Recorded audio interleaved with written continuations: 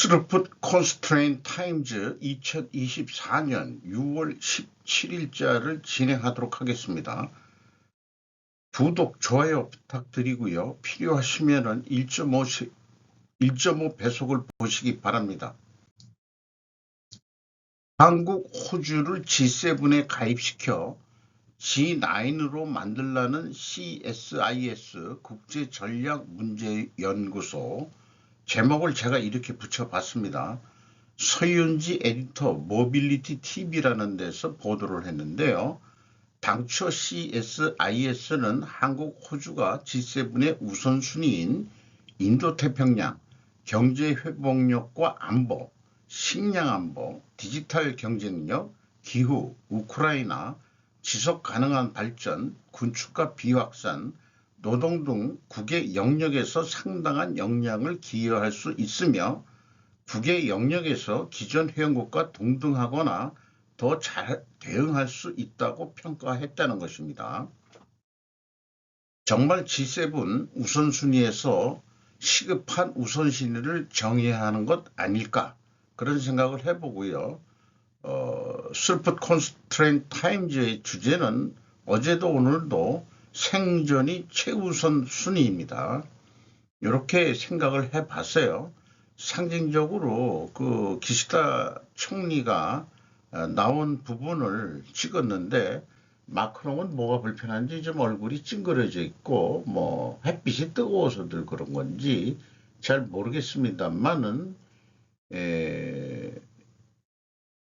한국을 좀 붙여줄 때가 되지 않았느냐, 저도 그런 생각을 좀 해봅니다. 호주하고 우리하고 그 국가 GDP가 그 똑같은 거로 나왔어요. 그런 걸 봐서는 그렇습니다. 올림픽 휴전 만장일치 외친 그들, 힘 빠진 G7 일곱 난장이, 이런 제목으로 김희정 기자가 머니투데이에서 보도를 했습니다. 우크라이나 500억 달러 지원, 파리 올림픽 휴전 만장일치, 바이든 우크라이나 평화 노력 불구 고령 나이 또 부각이 됐고, 이탈리아 멜로니 총리 제외해서 모두 레임덕, 내일 없는 G7 정상들, 이렇게 되어 있습니다.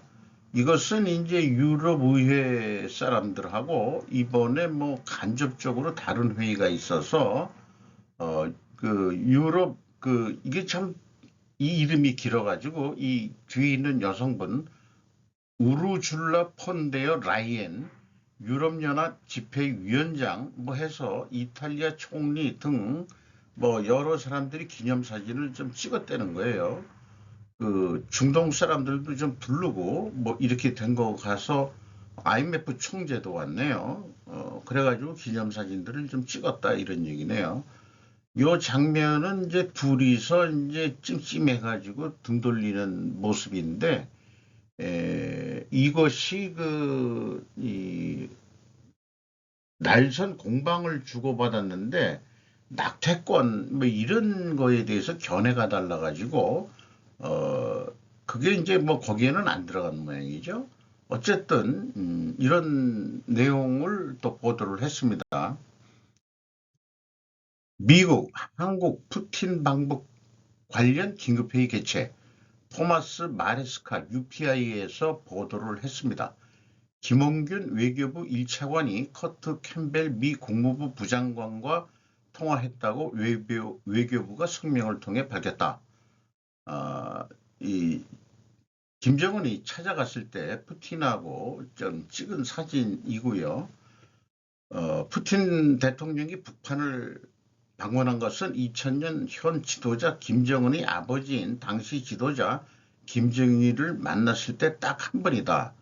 그러니까 거의 24년 만에 되니까 이게 참 푸틴이 장기 집권을 지금 하고 있네요. 노인네가 돼서라도 그 권위주의 국가라고 요즘 그러는데 이제 독재 국가라고 안 그러고, 근데 이제 북한은 뭐 독재 국가라고 우리가 공공연히 얘기하지만은 이 38 로스에 이 지금 뭐 발표하는 사람이 한국 프로그램 책임자인 제니 타운이라는 이 동양계 사람인 것 같습니다. 그 표현은 저는 우리가 이번 정상회담에서 어떤 중요한 선언문이 나올 것이라고는 기대하지 않는다. 주로 그들이 하고 있는 많은 일들은 이미 기술적으로 승인된 활동들이기 때문이다. 그리고 그들은 정말로 그것을 종이에 적는 것을 꺼리는 것 같다. 이렇게 이제 얘기를 했습니다. 괜히 뭐 공동성명 이런 거 안 한다.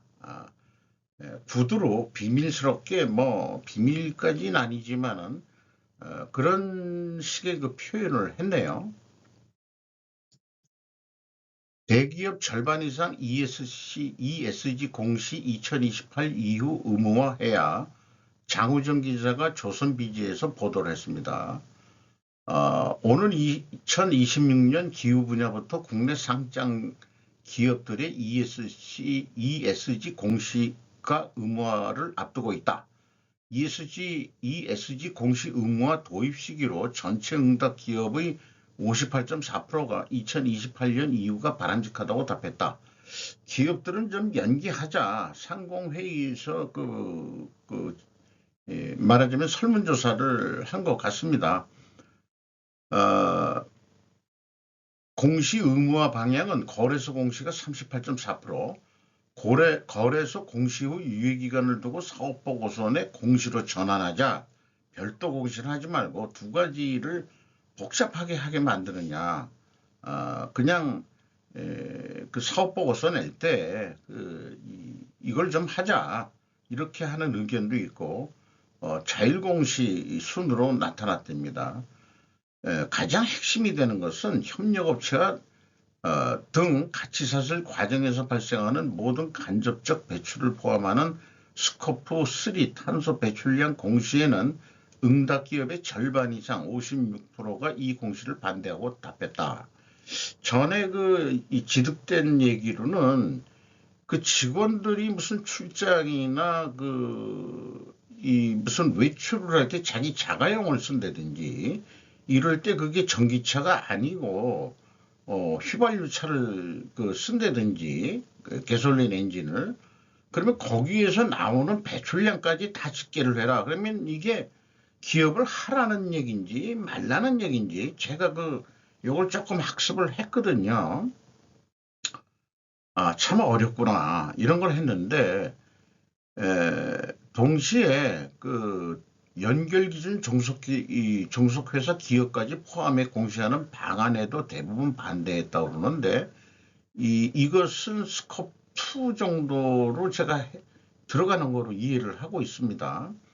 그러니까 이 스코프 1은 개별 회사고 스코프 2는 연결까지 포함해서라고 봐야 될 것 같고 스코프 3는 협력업체까지 포함한다. 거기서 나오는 CO2 발생량을 다 집계해서 보고해서 은행에 이거는 주로 공시하는 은행에 제출을 하면 글로벌 금융자본이 원하는 건데 그걸 은행에 제출을 사업보고서도 어차피 내긴 내야 되겠죠.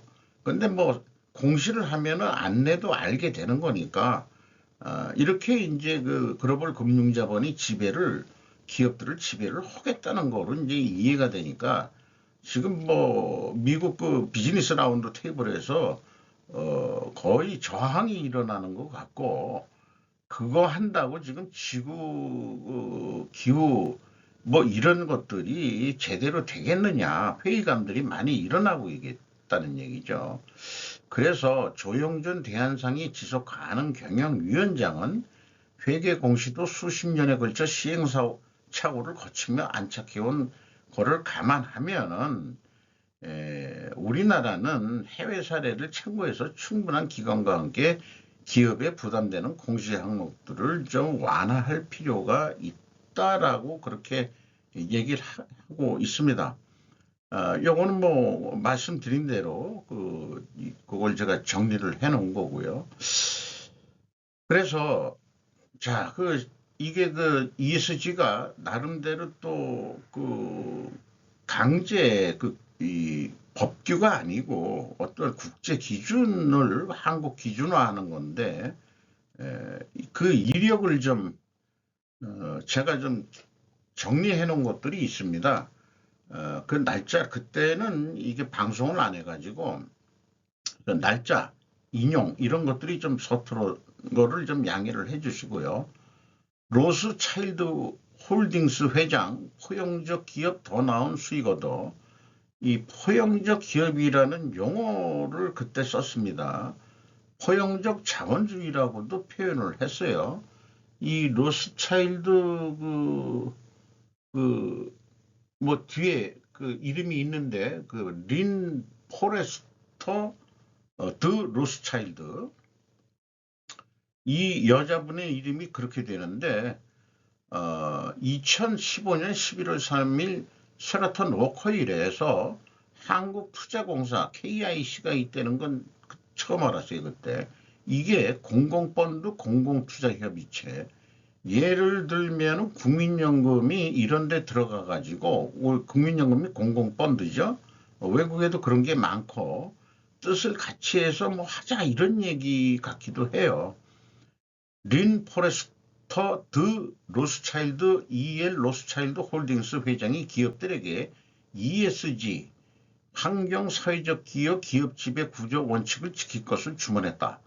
로스차일드 회장은 ESG를 중시하는 기업은 자본 조달 비용이 낮아지고 주주들에게도 성과를 공유한다고 설명을 했다. 한마디로 전에도 표현했지만은 그거 제대로 안 하면 돈 안 빌려줄 거야 이런 그 협박 아니에요. 협박이라고 얘기할 수 있겠죠. 그런 통제를 하겠다는 얘기죠. 그래서 ESG 잘하는 기업은 대출금리도 좀 싸게 해주겠다. 뭐 이런 게 이제 그 얘기가 되는 거 아니겠냐 이게요. 그래서 이 여자분이 어떤 사람인지 그 소개를 하고 있어요.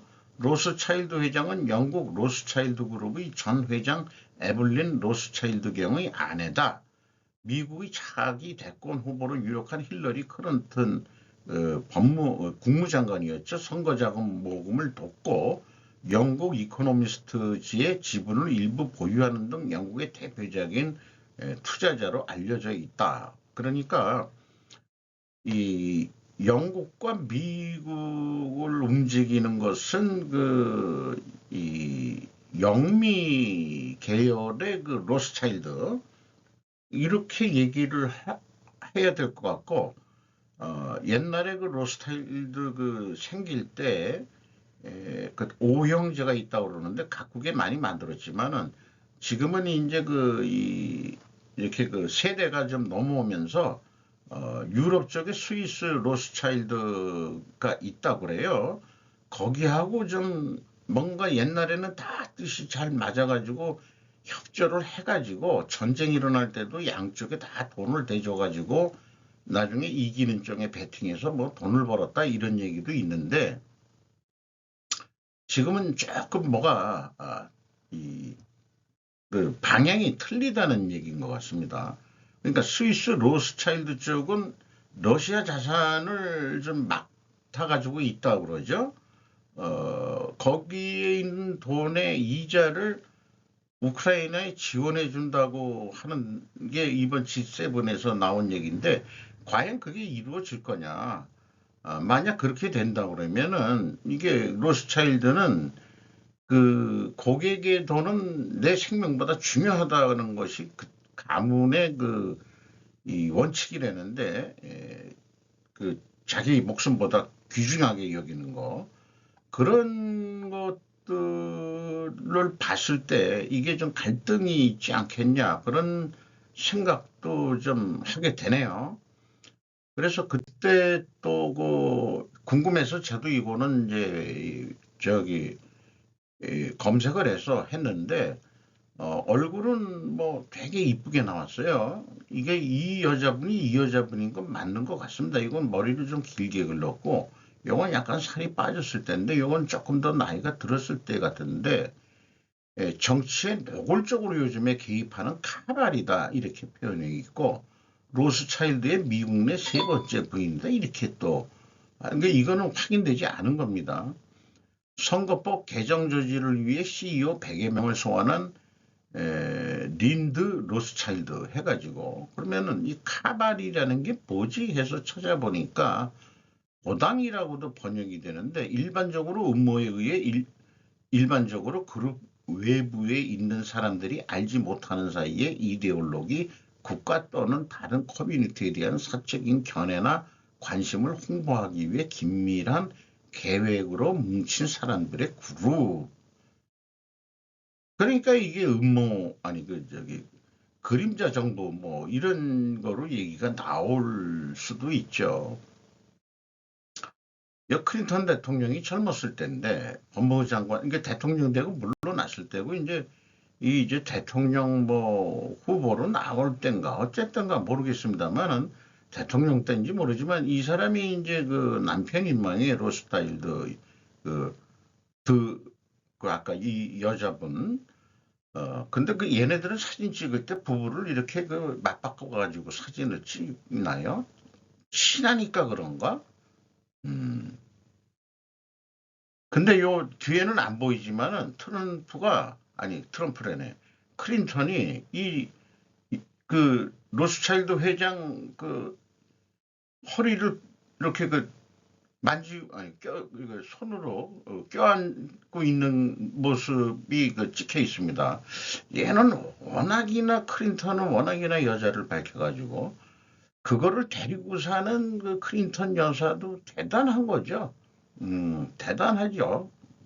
여기서 시간 너무 끌면 안 되고 연결해가지고 패즈, 브레너드 금융회사들은 당장 기후 리스크에 대처해야 된다. 요것도 이제 그 즈음에서 나온 거예요. 2016년 1년 후에 ESG 활동으로 조직의 성과 및 리스크 관리 지원, 패드, 플로팅 언 클라이메트 관련 시나리오 테스트 사용하고 있다. 어쨌든 뭐 무슨 그때 그 CFR이라는 게 아주 그 미국의 그 이 외교관계위원회가 큰 영향력이 있다며 워싱턴 카운슬 오브 포린 릴레이션즈라고 되어 있는데 CFR 외교관계위원회 거기에서 그 미국의 황량한 고용 보고서가 발표되도록 연준이 서두르지 말고 이게 뭔 뜻인지 모르지만 핸드하고 신호를 보냈다 이렇게 얘기를 하는데 지금도 이 여자분이 일을 하고 있는지 모르겠어요. 그 당시만 봤을 때는 자꾸 마녀들 얼굴 같이 보이고 막 그랬어요. 금융 규제가 기후 의제를 진전시킬 것인가 뭐 이런 뉴스도 그때 있었고 근데 이런 뉴스들이 있고 그다음에 어떻게 돌아가나 뭐 했는데 코로나19 팬데믹으로 우리가 또 잠깐 한 3년 그죠? 뭐 어떻게 생각하면 만 2년 얼마지만 한 3년 가까이 잊어버리고 있었는데 이제 이런 뉴스들이 다시 나오고 있네요. 그 당시 그 ESG와 주주행동주의라는 게 또 그 이슈가 됐었는데 피델리티라는 데가 책임 투자에 대해서 그 하고 있는 그 전문 이 투자 기관이다 이렇게 얘기하고 있고 가끔 저기 이 주주 그 구성 내역을 보면은 피델리티라는 이름이 우리나라에도 많이 나옵니다. 주로 이렇게 그 작업 책임 투자라는 게 주주들이 이익을 위하여 다양한 방법을 통해 적극적으로 주주의 권리를 행사하는 것이다. 지배구조가 나쁘거나 실적이 부진한 기업의 주식을 사서 의결권을 확보한 뒤 회사 경영에 참여하며 기업적 가치를 높이는 투자 전략이 대표적인 사례다. 우리나라에서도 그런 그 젊은 친구가 한 그 소액주주 운동, 그것도 역량이 이 책임 투자 같은 거하고 맥락을 같이 한다고 볼 수 있겠어요. 그래서 국내의 피델리티 자산운용주에 대해서 그 소개를 하고 있고, 피델리티는 2012년에 책임투자 원칙 PRI라고 그러네요. 여기에 가입했고, 매일경제에서 그때는 제가 이 날짜 이런 인용을 좀 하는 매너가 좀 부족했네요. 이런 방송을 하게 될지를 몰라서 한국 기업 ESG 정보 공개하라. 유럽 운용사 압박 거세진다. 뭐 압박 거세져도 뭐 허시거나 마시거나 지금 우리가 그렇게 했는지 모르겠습니다만은 지속 가능성, 불확실성, 회복 탄력성이라고 이렇게 그때 정의를 했어요. 지속 가능성이 그럼 뭐야? 불확실성 속에서도 회복 탄력성이 있다. 말이 어렵네요. 그리고 불행락이 또 그 투자하는 데가 많은데 2021년 시장을 형성하는 세 가지 테마를 소개를 새로운 명목 세계화의 재구성 이거 새로운 명목 정부 채권에 대해 비중 축소 견해이며 주식은 실질 금리 인하의 수혜가 기대 세계화 재구성 그 다음에 변화의 가속화 이런 거를 가지고 뭐 또 좀 했다는 거고 그렇게 이 브랭락이 이런 테마를 가지고 투자를 한다 그런 것 같아요. 그래서 이 지속 가능성 중요성이 대두되면서 지속 가능성 자산을 선호한다 이렇게 됐으니까 이것도 말인지 ESG 잘 하세요라고 이렇게 브렉락도 얘기를 혼내는 거죠. ESG는 퀄리티와 마찬가지로 입장료와 같은 것인지 제가 그 학습할 때 이런 자료를 제가 만들어 봤어요. ESG, ISO 품질 환경 안전 시스템은 국제 표준으로서 인정 취득 의무가 발동되는 힘은 있었으나 형식적으로 변해갔다고 보여짐. 안전은 세계 수준 차이가 있어 강제성이 약함. 그러나 ESG는 글로벌 금융 세력이 요구함으로써 실질적인 압력 수단으로 사용하게 됨.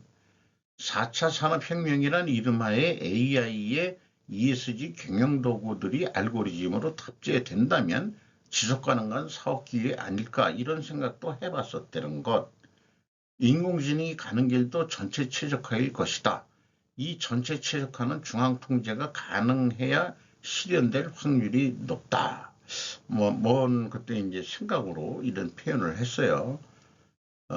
그래서 ESG도 기업 생존의 필수 요소가 되는 것이냐. 우리가 필수 요소를 또 핵심 동인이라는 표현도 합니다. 코어 드라이브라고 되어 있는데 여기에서는 이제 의문시가 된다. 이렇게 이제 얘기를 했고, 중앙일보에서 대기업 총수들 일제히 다, 우리가 쓸 때 이렇게 표현해서 죄송합니다만, 개나 소나 다 ESG를 외쳤는데, 한국엔 G가 없는 이유, 뒤에 외국 기업들은 E와 S만큼 G를 강조한다. 뭘 보고서 그렇게 했는지 모르지만 거버넌스죠. 미국 같은데 우리나라 그 재벌 이런 지배 구조를 굉장히 싫어하니까 왜 자기네들이 그 투자해가지고 좌우지우지할 수가 없다 그런 얘기도 되는데 그걸 우리나라도 근데 거의 먹혔죠. 먹혔다고 봐야 돼요. 세계 경제 포럼은 ESG의 4개 축 거버넌스, 지구, 사람, 번영 를 첫 번째로 꼽는다고 했다. 그러니까 이제 뒤에 쪽에 거를 이렇게 4개의 축으로 다시 확대해가지고 거버넌스, 지구, 사람, 번영 뭐 좋은 말들은 다 갖다 놨는데 삼성 애플의 ES는 앞섰지만 G는 뒤죠.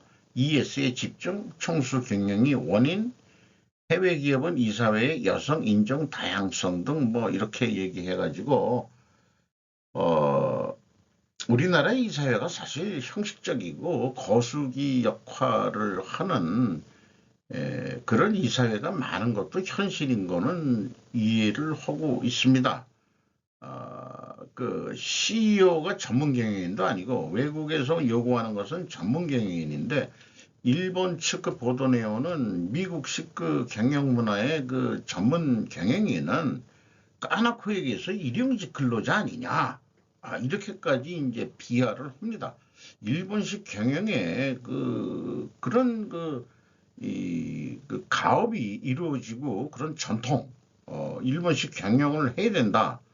이렇게 또 얘기하기도 하는 그 저항들이 일어나고 있죠. 경영권 확보 나선 고려 아연 설인상사 주청소 영풍과 제격들 장우진 기자가 디지털 타임지에서 보도를 했습니다. 여러 번 뉴스 보도가 요즘 고려 아연과 영풍에 대한 뉴스들이 이슈로 돼서 많이들 나오는데 고려 아연이 신청한 설인상사 주주청의 소집 허가 신청을 인용하면서 이번 그 주청이 임시주청이 성사됐는데 고려하에는 서림상사 주청 안건으로 사내이사 4명에 대한 추가 서림안을 올렸다. 8명으로 올리겠다 이런 얘기네요. 서림상사 이사회는 고려한 측 4명, 양풍 측 3명으로 구성되어 있다.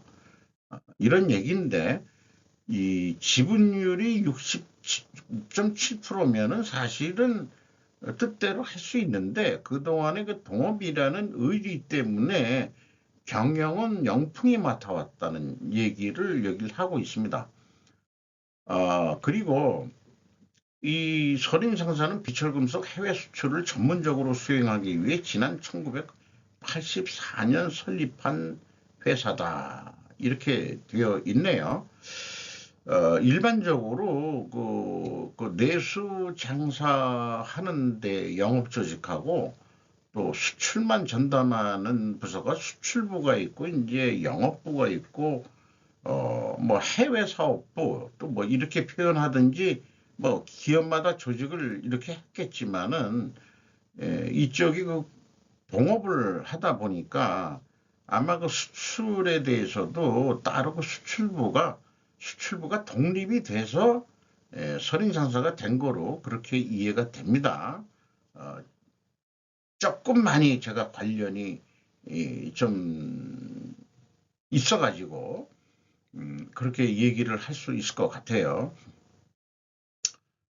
그리고 고려에는 이제 영풍 빌딩을 떠나 종로로 본사를 이전하는 등 한 지붕 두 가족 시대가 막을 내리는 분위기다.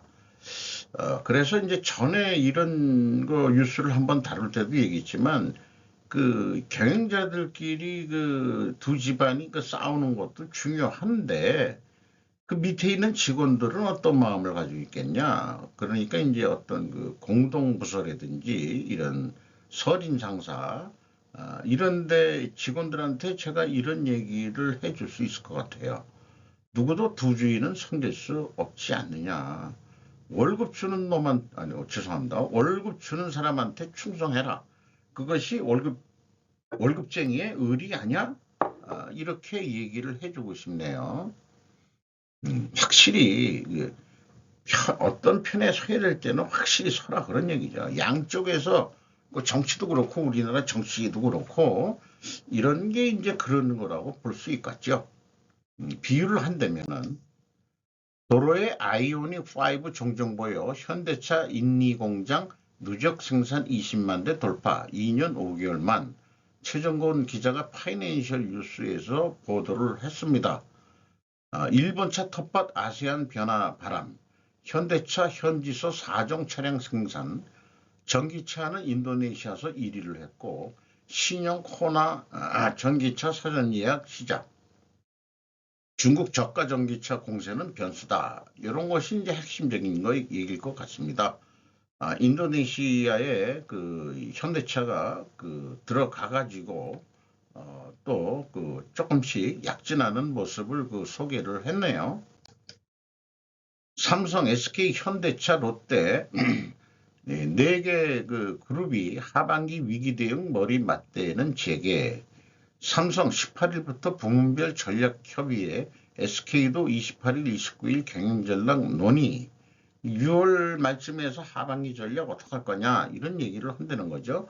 글로벌 경기 침체, 지정학적 리스크 등 현대모탑으로 해외 권역 본부장 회의를 열고 자율 토론 방식으로 뭐 한 1주인가 2주인가 한다고 그러고요. 롯데 하반기 VCM이라고 이름을 붙이는데 밸류 크리에이션 미팅, 그리고 LG 계열사는 사업본부와 중장기 전략 방향 점검한다. 그래서 사진은 삼성과 현대차를 이거는 현대차 그룹에서 제공했다는 거고 요거는 가서 찍은 모양이에요. 밑에서 그 강남역이죠.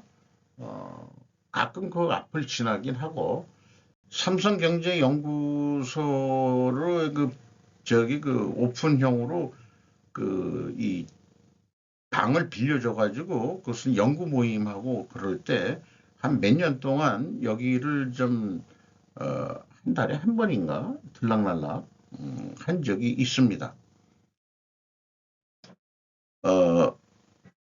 불확실성과 변동성이 없었던 적이 있느냐, 저는 그런 생각을 해봐요. 항상 기업들은 항상 위기라고 얘기를 할 수밖에 없는 거 아닌가. 왜냐? 앞날은 아무도 모르는 거예요. 불확실성과 변동성이 없었던 적이 있냐. 그런 그 불확실성한 미래에서 기업을 해서 돈을 버는 게 또 가야 될 길이기는 뻔한 건 얘기죠, 항상. 이것은 그 미국 출장을 다녀와서 우리나라는 이제 기자들이 남자들이 거의 없어요. 여자들이 적극적으로 아주 이 여성 기자는 이재용 씨를 쳐다보는 눈이 아주 그냥 존경의 눈으로 좋아라 하고 보는 눈 같고 아주 그냥 티를 내요, 티를 내. 이런 게 보이네요. 이재용 씨 분위기 보면 되게 기분 나쁠 것 같은데. 다음 주 미국으로 향하는 대규모 폭염. 에두아르도 쿠에바스와 도일 라이스 두 기자가 US 투데이에서 보도를 했습니다. 자관 이쪽도 여기 호수가 있는 동북부죠. 동북부가 이렇게 왜 뜨거운지 다음 주에 이렇게 되고 우리나라도 언뜻 이번 주도 엄청 더울 것 같고 그렇다고 그러는데 미국의 그 나라를 했네요. 알래스카 이게 하와이 있을 것 같고 여기가 또 어디 제도인지 모르겠네. 자관 미국 땅이 여기만 있는 게 아니라는 거. 그래서 보건당국에 대해 걱정하고 준비해 왔다. 보건당국이. 극심한 더위는 사람을 죽이고 고통스럽게 한다. 침묵의 살인자. 일부 지역은 극단적인 조치를 시도. 문자 메시지 경고. 무료 AC 프로그램. AC 프로그램에 대해서 뭔가 풀어서 설명한 게 없더라고요. 뭔지 모르지만은. 그 다음에 얼음으로 채워진 바디백. 주의 최고 열책임자를 또 임명을 했다. 이런 것도 좀 얘기를 하고 있습니다. 요거 발음을 어떻게 해야 되나 모르겠네. 우델스 하우스톤의 란자는 열섬 효과라고 불리는 현상을 피하기 위해 도시를 개조할 것을 지적했다. 그러니까 이 도심 내에서도 이 나무를 많이 심고 뭐 이런 걸 좀 해야 된다는 거죠. 공원만 할 게 아니고 제 창문 앞에 감나무가 있어요. 바로 옆인데 그게 이제 숲이 아니 나무가 커지면서 봤는데 벌써 싹이 나오기 이제 한 달도 안 된 것 같은데 벌써 무성해가지고 감꽃이 해가지고 감이 이렇게 달린 것도 좀 보입니다. 아주 가까워가지고. 근데 열을 많이 차단해 주는 거는 맞더라고요. 어쨌든 그렇습니다. 자, 폭염과 폭우가 극단적으로 일어나고 있죠. 자, 동북부는 그렇게 뜨거운 폭염 속으로 될 거지만은 이미 사우스 플로리다의 홍수로 인해 얼마나 많은 집과 차가 피해를 입었습니까? 미셸 마르칸테, 알렉스 해리스, 마이애미 헤럴드에서 보도를 했는데 사진만 가져왔어요. 이 개도 구조를 한 모양입니다. 개의 표정이 참 재미있네요. 이게 불독 계통이겠죠. 이 사람이 근데 허리까지는 물에 안 찬 게 다행입니다. 이 홍수에 의해서. 그 다음에 이제 멀리서 이제 잠겨 있는 어떤 도시 환경을 좀 찍은 모습이고 집 근처까지 이렇게 뭐 침수가 돼가지고 있는 모습들. 그게 아주 무섭게 생겼는데 웃으면서 이제 찍은 모양이네요. 그리고 이제 노부부가 뭔가 차가 못 가가지고 부인이 병원 가야 되는데 이렇게 이동하는 모습. 그리고 이제 홍수를 제거하는데 도움이 되는 펌프. 이 펌프 이게 성능이 좋을까 모르겠네. 펌프가 이렇게 생겼나. 자관 이런 거를 가져다가 이제 펌핑을 해서 호수를 해가지고 낮은 지대 쪽으로 이제 그 펌핑을 해서 빼는 거겠죠. 잠깐 이렇게 되네요. 이하 아르헨티나 대규모 시위는 유명 유튜버 그 슈카 월드가 방송한 내용을 제가 또 아주 잘 하고 있고 또 아주 뛰어난 능력으로 이 진행을 하고 내용들도 많이 조사해서 하기 때문에 지금 왜 대규모 시위가 일어났느냐에 대한 배경 설명을 하지만은 한마디로 그 아르헨티나가 재정 적자인데 이 하비에르 대통령이 되면서 극우 성향으로서 자유를 부르짖으면서 재정 적자를 이제 벗어나겠다. IMF에서 벗어나겠다. 그런 거를 지금 얘기를 하는 거고요. 결론적으로 그 공공부문 민영화하는 것도 있고, 그 다음에 이제 그 인기몰이 무슨 재정 지출 이런 거 다 싹싹함하고, 그런 것들을 얘기를 해서, 인내를 좀 해달라. 그리고 통화 가치도 절하해가지고, 중앙은행 폐쇄하겠다는데 그거는 아직 어떻게 됐는지 모르고, 달러를 자기네 나라 그냥 화폐로 쓰겠다. 미국의 경제 안에 들어가겠다. 야, 이런 거니까 이제 미국이 좋아할 수밖에. 그 미국 땅이 화폐를 달러로 한다 그러면은, 아니, 자국 통화가 아니고, 그 미국 땅 되는 거 아닌가요? 저는 그렇게 하는데, 잘 정리한 거, 어, 균형 재정 만들기. 우리나라도 기획재정부에서 배운 그 원칙이 균형 재정인데, 재정 수지를 맞춘다 이런 표현을 하는데 어느 날부턴가 그 포퓰리즘 그거에 의해서 물론 이제 그 코로나 때문에도 그렇게 된 것도 있지만은 그거 외에 뭐 공공지출 등 뭐 이래가지고 많이 늘어났지만은 조금 우리가 얻어먹고 나머지는 여기 아르헨티나 루이스 카프토 총리가 얘기했듯이 모든 아르헨티나의 인들이 알듯이 공공사업 등을 써봐야 정치인이나 사업가의 주머니만 배를 채우지 실제 국민들이 뭐가 있냐. 그러니까 우리나라 무슨 어떤 정부 지원하는 단체들 그거 보면은 만약 1억을 배정받았다. 그래서 받아갔다. 80%가 지들 운영비라며요. 그러니까 좋은 일 한다고 해가지고 하는 거 20%만 저거 하고 80%는 지들이 먹는 거 아니에요. 그런 거라면 나라도 하겠다. 그런 거라면은. 그런 거 싹 없애겠다. 그런 얘기니까.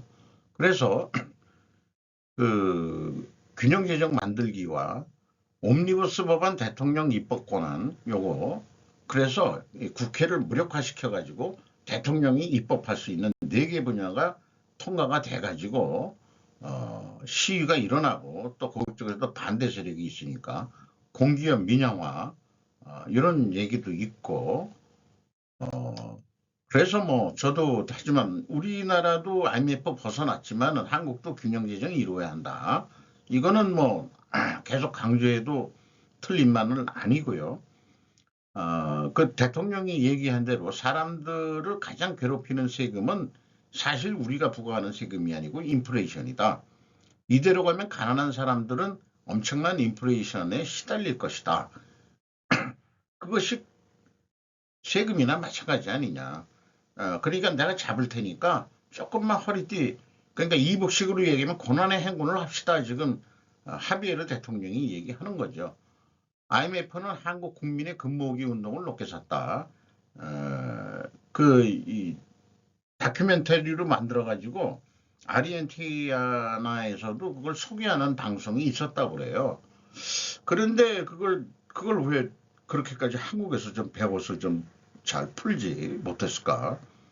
DJ가 외환은행도 팔고 했지만 기억나는 거는 어쨌든 일찍 벗어났다는 것이 정평이다. 이렇게 해서 좀 하고 또 뭐 그 프랑스 문제, 이민 문제 뭐 등등을 했는데 인구역의 그 그림이 좀 참신해가지고 어디서 이런 자료를 했는지 모르지만은 프랑스는 이제 프랑스 파리만 이 무슨 탑이죠? 그 탑처럼 이렇게 생겨가지고 나머지는 뭐냐, 나머지는. 그래가지고, 이 파리대 지방정부의 대립이 정치 세력으로 대립까지 현재 됐는데, 한국도 경인지방엔 많이 몰려 살지만, 요건, 이건 무슨 탑이죠? 에펠탑 같이 이렇게 됐고, 우리는 거대 산성 아니에요. 거대 산성. 경인지방이. 부산, 대구, 그 다음에 이제 호남 지방에서 그래도 이렇게 호남 충청도 이렇게 있는데 제가 언제 그랬지만은 우리 발전 축이 이 정도 이제 많이 했으니 자, 일로 해서 이제 인구 좀 이렇게 좀 가자. 어디로 가냐? 어디로 가냐? 올라가자. 이쪽은 평양까지 가고 이쪽은 저기 원산, 흥남 해가지고 저기 네, 조만간까지 갑시다. 미래 경제 발전해가지고 그렇게 되게 되겠죠. 이상 마치도록 하겠습니다.